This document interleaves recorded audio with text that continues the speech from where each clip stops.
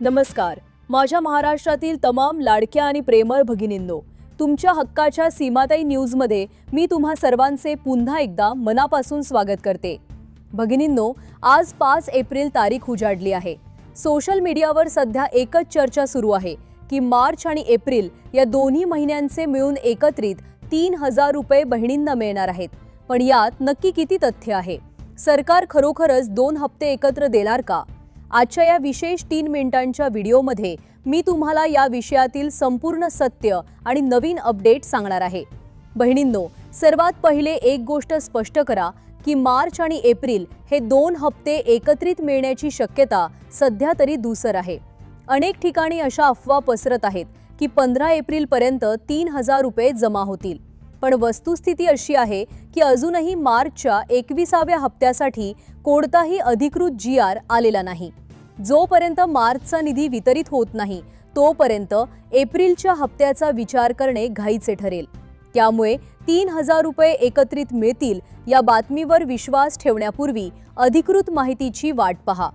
तुम्हाला आठवत असेल, गेल्या महिन्यात सुद्धा फेब्रुवारीच्या हप्त्यासाठी आपण मोठा आवाज उठवला होता. तेव्हा कुठे मार्चच्या शेवटी पैसे जमा झाले? पूर्वी असे वाटायचे की प्रत्येक महिन्याच्या 11 तारखेला पैसे येतील, पण आता हप्ता महिन्याच्या शेवटच्या आठवड्यापर्यंत लांबणीवर पडत आहे. सध्या मार्च महिन्याचा हप्ता वेळेवर मिळणे जास्त महत्त्वाचे आहे. सरकारने लवकरात लवकर मार्चच्या हप्त्याचा 1500 रुपयांचा GR काढावा अशी आमची सरकारला विनंती आहे.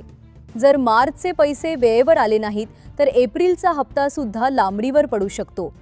बहिणींनो, जोपर्यंत आपण आपल्या हक्कासाठी आवाज उठवणार नाही तोपर्यंत हप्ता वितरणात असाच उशीर होत राहील. सध्या फक्त मार्चच्या 1500 रुपयांच्या हप्त्याची अपेक्षा ठेवा. जसा काही अधिकृत GR येईल मी सर्वात आधी तुम्हाला कळवेन. तोपर्यंत आपली eKYC आणि DBT स्टेटस पुन्हा एकदा तपासून घ्या, जेणेकरून पैसे आल्यावर कोणतीही तांत्रिक अडचण येणार नाही. भगिनींनो, तुम्हाला काय वाटते? सरकारने मार्च आणि एप्रिलचे पैसे एकत्रित द्यायला हवेत का? आणि तुमचा फेब्रुवारीचा हप्ता जमा झाला आहे का? कमेंट बॉक्समध्ये नक्की कळवा. हा व्हिडिओ प्रत्येक बहिणीला शेअर करा, जेणेकरून कोणाचीही दिशाभूल होणार नाही. ताज्या आणि खऱ्या अपडेट्ससाठी सीमाताई न्यूजला सबस्क्राईब करायला विसरू नका. धन्यवाद.